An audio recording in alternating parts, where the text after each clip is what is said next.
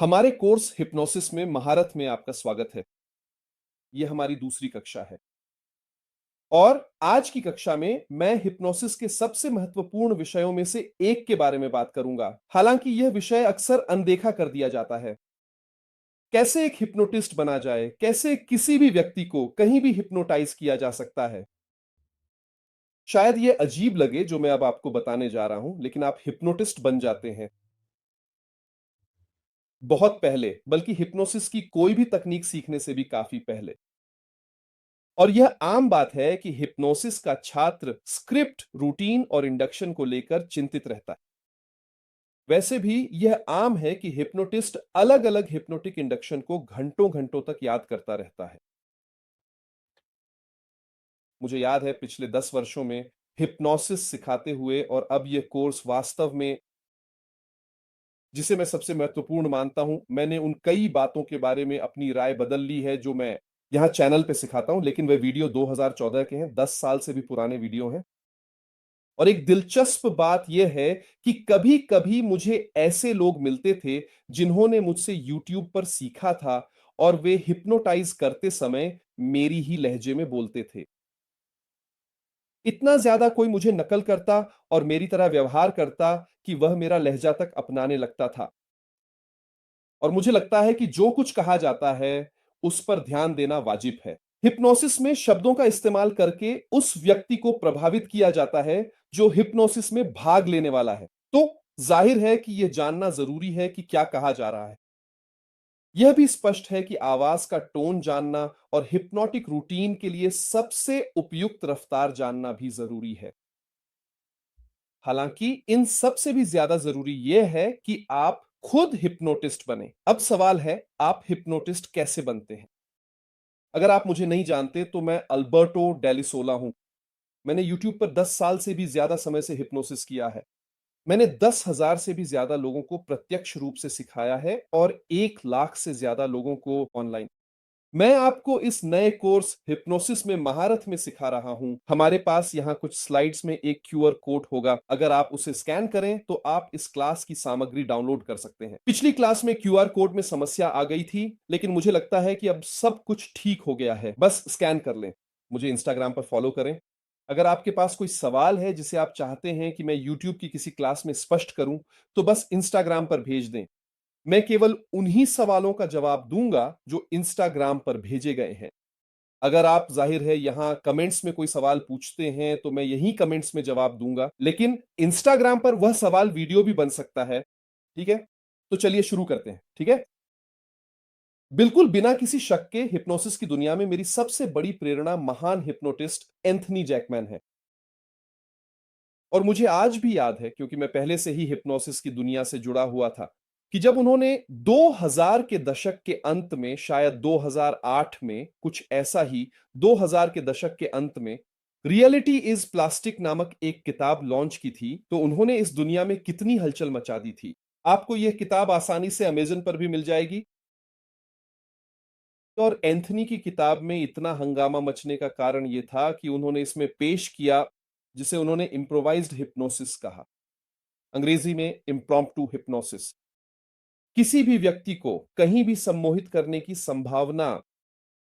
उस समय बड़े हिप्नोटिस्टों के लिए यह आम बात थी कि वे कहते थे कि हिप्नोसिस के लिए कई विशेष परिस्थितियां आवश्यक होती हैं। एक बहुत शांत वातावरण चाहिए होता है, ज्यादा से ज्यादा बैकग्राउंड में एनिया का कोई संगीत।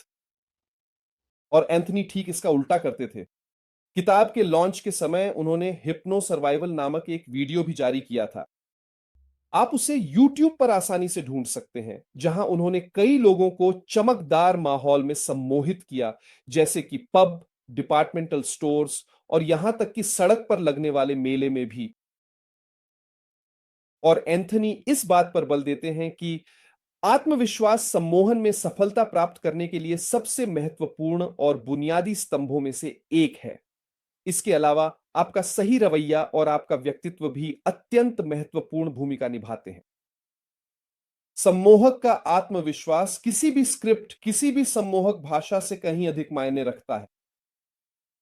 सबसे अच्छे सम्मोहक वे होते हैं जो पूरी तरह आत्मविश्वासी दिखते हैं और इस पूर्ण विश्वास के साथ काम करते हैं कि वे पूरी तरह सफल होंगे, भले ही वे अभी शुरुआती ही क्यों ना हो। और इस आत्मविश्वास के बारे में बात करने के लिए मुझे अपने पिता की एक कहानी सुनाना पसंद है, जो निश्चित ही यह वीडियो देख रहे होंगे, है ना? वो मेरे साथ काम करते हैं। वह कई वर्षों से ब्राजील में हिप्नोसिस कोर्सेज के संगठन में काम कर रहे हैं। मेरे अपने कोर्सेज के अलावा हमने ब्राजील में कई विदेशी शिक्षकों को भी बुलाया है, जैसे कि खुद एंथनी जैक्विन, उनके पिता Freddie, James Tripp, Melissa Tiers, Gian Carlo Russo और कई अन्य। और इन सभी कोर्सेस में भागीदारी का प्रमाण पत्र दिया जाता था। और मेरे पिता हमेशा ये प्रमाण पत्र एक ही प्रिंटिंग प्रेस में छपवाते थे और हमेशा वही कर्मचारी कॉपियां बनाता था। फिर एक दिन प्रिंटिंग प्रेस के कर्मचारी ने मेरे पिता से पूछा, यह हिप्नोसिस का काम सच में होता है क्या? क्या ये कोई ठगी तो नहीं है? ये सवाल हर हिप्नोटिस्ट ने कभी ना कभी सुना है। और फिर मेरे पिता ने तुरंत जवाब दिया कि हिप्नोसिस एक बहुत अच्छी तरह से प्रलेखित वैज्ञानिक घटना है और कि हिप्नोटिक घटनाएं सभी वास्तविक होती हैं। फिर मेरे पिता की बात सुनने के बाद कर्मचारी को इस विषय में रुचि हुई और उसने मेरे पिता से पूछा, क्या आप हिप्नोसिस करते हैं? और मेरे पिता ने सीधा जवाब दिया, बिल्कुल, मैं हिप्नोसिस का प्रोफेसर हूं। और एक बात, मेरे पिता ने कभी भी जीवन में हिप्नोसिस नहीं किया था। बिल्कुल साफ है कि वे हिप्नोसिस के प्रोफेसर नहीं थे। उन्होंने मुझे कई लोगों को हिप्नोटाइज करते हुए देखा था, लेकिन उन्होंने खुद कभी किसी को हिप्नोटाइज नहीं किया था। उन्होंने कभी कोई हिप्नोसिस की रूटीन तैयार नहीं की थी। उन्होंने कभी कोई हिप्नोटिक इंडक्शन याद नहीं की थी। उन्होंने इनमें से कुछ भी कभी नहीं किया था। फिर भी पता नहीं किस वजह से उन्होंने कह दिया कि वे हिप्नोसिस के प्रोफेसर हैं। और चूंकि वे उम्र में बड़े, गंभीर और अच्छे कपड़े पहने हुए व्यक्ति थे, कर्मचारी ने उन पर विश्वास कर लिया। लेकिन उसने तुरंत पूछा, क्या आप मुझे अभी हिप्नोटाइज कर सकते हैं? तब मेरे पिताजी ने जवाब दिया, बिल्कुल कर सकता हूं, मैं हिप्नोसिस का प्रोफेसर हूं। लेकिन फिर प्रिंटिंग प्रेस के कर्मचारी ने पूछा, क्या आप मुझे अभी हिप्नोटाइज कर सकते हैं? मेरे पिताजी ने कभी किसी को हिप्नोटाइज नहीं किया था, लेकिन उन्होंने अपनी बात को और पक्का किया और कहा, बिल्कुल, यहां आ जाइए। मेरे पिताजी बताते हैं कि उन्हें बिल्कुल अंदाजा नहीं था कि वे क्या करेंगे, लेकिन उनके पास एक आरामदायक कुर्सी थी। वहां उस जगह पर मेरे पिताजी ने उस युवक से कहा कि वह आरामदायक कुर्सी पर बैठ जाए और अपनी आंखें बंद कर ले। फिर मेरे पिताजी के दिमाग में एक विचार आया, आंखें बंद करो। कल्पना करो कि तुम एक पेड़ हो और तुम्हारा शरीर पूरी तरह से जड़ हो रहा है। कुर्सी पर तुम्हारे पैर जड़े हैं और वे जमीन में और गहराई से धंसते जा रहे हैं और वे और भी ज्यादा जड़ होते जा रही हैं और भी ज्यादा जड़ होते जा रही हैं। मेरे पिताजी ये कहानी सुनाते जा रहे थे और यहां एक बहुत महत्वपूर्ण सलाह है। हिप्नोटाइज करना एक अच्छी कहानी सुनाना है, यह कल्पना को एक अच्छी कहानी के साथ जोड़ने की कला है। यहां तक कि उस युवक ने कहा, मैं फंस गया हूं, मैं उठ नहीं पा रहा हूं, मैं पूरी तरह से सम्मोहित हो गया हूं। देखिए, मेरे पिताजी को तो 1 से 5 तक गिनती करने की भी याद नहीं आई ताकि उम्मीद बढ़े, जो कि अच्छा होता। फिर भी वह व्यक्ति सम्मोहित हो गया, भले ही उसे सम्मोहन की कोई भी प्रक्रिया नहीं पता थी, कुछ भी नहीं। मेरे पिताजी ने पहले ही सम्मोहनकर्ता की भूमिका अपना ली थी। देखिए, मेरे पिताजी ने न तो किसी आम सम्मोहनकर्ता की तरह व्यवहार किया और न ही किसी ऐसे जिज्ञासु की तरह जो सम्मोहन का अध्ययन करता है। वह खुद सम्मोहनकर्ता थे जो दुनिया के सबसे बड़े सम्मोहनकर्ताओं के साथ जुड़े हुए थे। एक अच्छा सम्मोहनकर्ता बनने के लिए आपको सबसे पहले खुद को सम्मोहनकर्ता मानना और वैसा ही सोचना चाहिए। यह रवैया उन सटीक शब्दों से कहीं अधिक अधिकार देता है जो आप इस्तेमाल करते हैं। और यह तो स्पष्ट है कि अगर आप प्रक्रियाओं और प्रेरणाओं को याद कर लेंगे तो आपका आत्मविश्वास बढ़ जाएगा। लेकिन यह समझना जरूरी है, सम्मोहनकर्ता की भूमिका इन सब चीजों से पहले आती है। जब आज से 10 साल से भी ज्यादा पहले मैंने ये वीडियो रिकॉर्ड करना और यूट्यूब पर डालना शुरू किया, तो कुछ छात्र वीडियो को रोककर मैं जो भी बोलता था, उसे बिल्कुल वैसे ही नोट कर लेते थे। ऐसा लगता था जैसे कोई खास जादुई शब्दों का समूह है जो सम्मोहन को कामयाब बना सकता है। और वास्तव में कुछ भाषा के पैटर्न होते भी हैं। सम्मोहन की भाषा के ऐसे पैटर्न हैं जो सम्मोहन की प्रक्रिया को आसान बना सकते हैं। उदाहरण के लिए, जब हम प्रसिद्ध हाथ चिपकाने वाली प्रक्रिया में अक्सर कहते हैं, हाथ खोलने की कोशिश करो। कोशिश करना क्रिया में असफलता का भाव छुपा होता है। हालांकि इन सब का कोई फायदा नहीं होगा अगर आप खुद सम्मोहन करता नहीं है। और अगर कुछ वाकई दिलचस्प है, तो वह यह है कि सम्मोहन में आप अपनी पहली सम्मोहन सत्र करने से बहुत पहले ही सम्मोहनकर्ता बन जाते हैं। वैसे जब आप खुद को सम्मोहनकर्ता के रूप में पेश करते हैं या जब लोग जान जाते हैं कि आप एक सम्मोहन चिकित्सक हैं, तो अक्सर वे आपसे पूछते हैं कि क्या आप उन्हें सम्मोहित कर सकते हैं? क्या आप उन्हें सम्मोहित करने में सक्षम हैं? और जब आप हाँ में जवाब देते हैं, तो अक्सर लोग पूछते हैं, क्या आप मुझे अभी सम्मोहित कर सकते हैं? और बहुत से लोग जो दावा करते हैं कि वे अच्छी तरह से सम्मोहित करना जानते हैं, खासकर सम्मोहन चिकित्सक, लेकिन वे अचानक सम्मोहन का प्रदर्शन करने के लिए आत्मविश्वास महसूस नहीं करते और वे पार्टियों या अन्य सामाजिक अवसरों पर सम्मोहित करने से बचने के लिए कोई न कोई बहाना बना लेते हैं। इसका बहुत संबंध इस बात से है कि कई सम्मोहन चिकित्सा प्रशिक्षण पाठ्यक्रम स्क्रिप्ट पर जोर देते हैं, लंबी प्रगतिशील विश्राम प्रेरणाओं के उपयोग पर जोर देते हैं और अक्सर केवल शरीर को आराम देने पर ध्यान केंद्रित करते हैं, जिसमें सम्मोहन संबंधी घटनाओं का अभ्यास बहुत कम या बिल्कुल नहीं होता। यही बात वास्तव में मुझे हैरान करती है। ऐसे सम्मोहन चिकित्सक हैं जिन्होंने कभी भी कोई अधिक जटिल सम्मोहन घटना नहीं देखी, जैसे कि अपने ही नाम की भूल या कोई भ्रम। और मैं मानता हूं कि यह बुरा हो सकता है। सम्मोहन चिकित्सक की सोशल मीडिया के लिए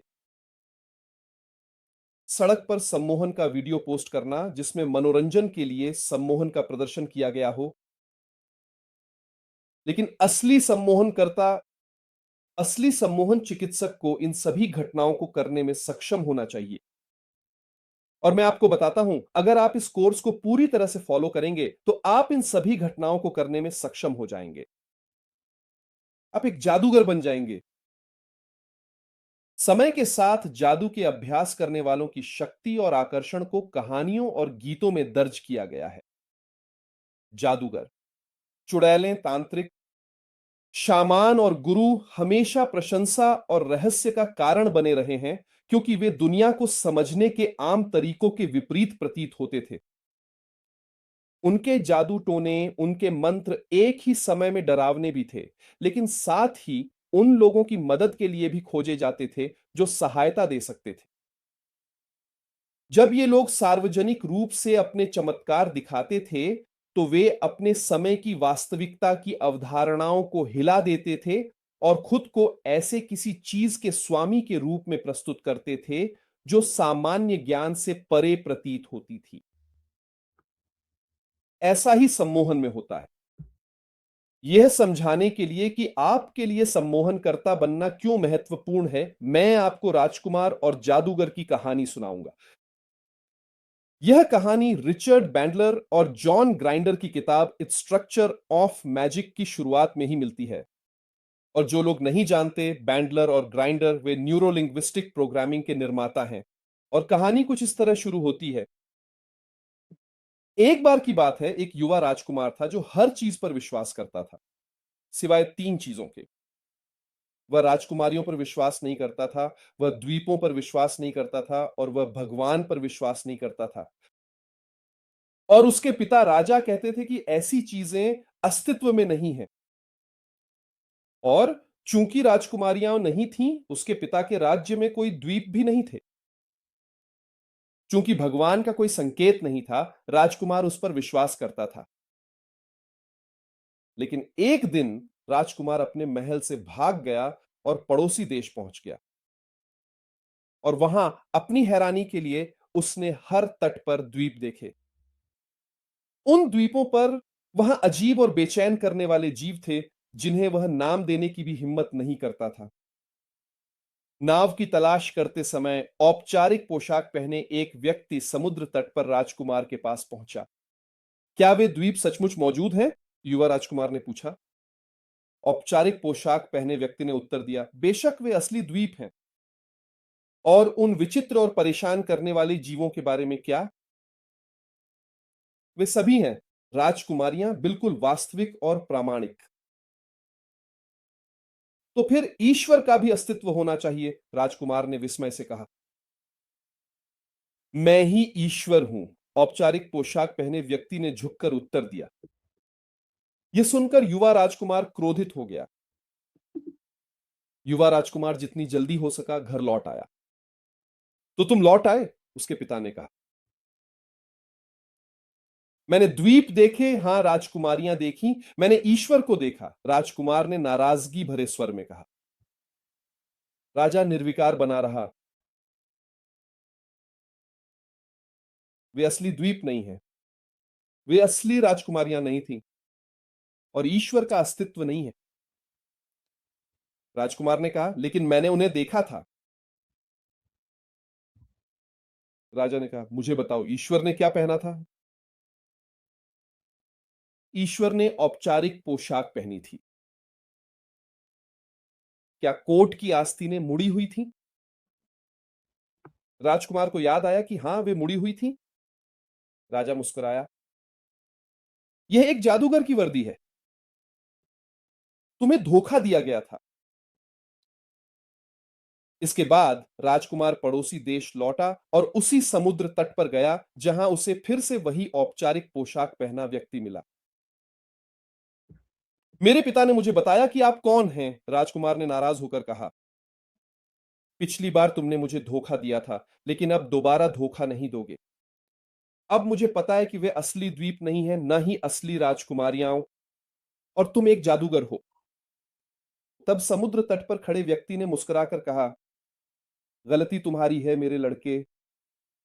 तुम्हारे पिता के राज्य में बहुत से द्वीप हैं और बहुत सी राजकुमारियां भी, लेकिन तुम अपने पिता के जादू के प्रभाव में हो और इसी वजह से तुम उन्हें देख नहीं सकते। फिर राजकुमार बहुत सोच विचार करता हुआ घर लौट आया। जब उसने अपने पिता को देखा तो सीधा उनकी आंखों में देखा। पिता, क्या यह सच है कि आप असली राजा नहीं हैं? क्या आप सिर्फ एक जादूगर हैं? तब राजा मुस्कुराया, अपनी बाहें मोड़ी और कहा, हां बेटा, मैं सिर्फ एक जादूगर हूं। तो समुद्र के उस पार जो आदमी था वह सचमुच भगवान था? नहीं, समुद्र के उस पार जो आदमी था वह भी एक और जादूगर था। पिता, मुझे सच्चाई जाननी है, जादू के पार की सच्चाई। जादू के पार कोई सच्चाई नहीं है, राजा ने कहा। तब राजकुमार दुख से भर गया और बोला, मैं खुद को मार डालूंगा। तब राजा ने जादू से मृत्यु को प्रकट कर दिया। मृत्यु दरवाजे पर खड़ी हो गई और इशारे से राजकुमार को बुलाया। राजकुमार कांप उठा और उसे वे सुंदर लेकिन अवास्तविक द्वीप और वे अवास्तविक लेकिन सुंदर राजकुमारियां याद आ गईं। और राजकुमार ने कहा, बहुत अच्छा, मैं यह सहन कर सकता हूं। देख रहे हो बेटे,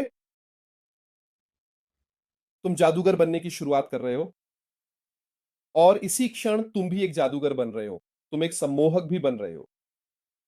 मैं तुम्हें तुम्हारे जादूगर की पोशाक और चोगा सौंप रहा हूं। तुम्हें इस पोशाक को सही सलामत रखना है। कुछ लोग इसे नष्ट करने की कोशिश करेंगे, वे तुम्हारी सम्मोहक की प्रतिष्ठा को खत्म करने की कोशिश करेंगे। कभी कभी वे लोग जिनसे तुम सबसे ज्यादा पसंद करते हो, सबसे ज्यादा प्यार करते हो, वे भी ऐसा करने की कोशिश करेंगे। फिर भी असली सम्मोहक सम्मोहक जानता है कि इस पोशाक को कैसे सही सलामत रखा जाए। इस पोशाक का ध्यान रखना और इसे अपनी पूरी जिंदगी सही सलामत रखना। आशा है कि आपको यह कक्षा पसंद आई होगी। हर हफ्ते हमारे पास कम से कम 2 अतिरिक्त कक्षाएं होती हैं। यह सम्मोहन के बारे में होती है। सम्मोहक बने और अगली बार तक अलविदा।